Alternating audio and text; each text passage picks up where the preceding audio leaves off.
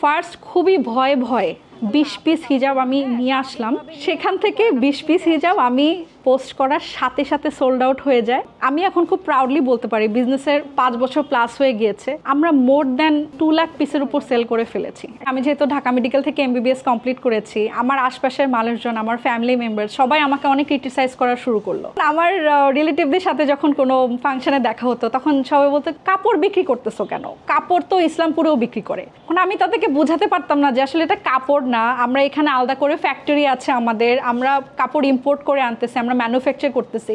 এত কিছু আসলে সবাইকে বোঝানো যেত না। শুরু থেকে আমাদের কাস্টমাররা কি চাচ্ছে সেটার উপর বেসিস করে ব্র্যান্ডটাকে গ্রো করেছি। এবং এটা বললে হয়তো অনেকে বিশ্বাস করবে না যে আমার বিজনেসের 0 ফলোয়ার্স থেকে 2 লাখ ফলোয়ার পর্যন্ত উইদাউট এনি বুস্টিং আমার $1 দেওয়া লাগে নাই ফেসবুককে, এবং আমার বিজনেসটা কিন্তু গ্রো করেছে।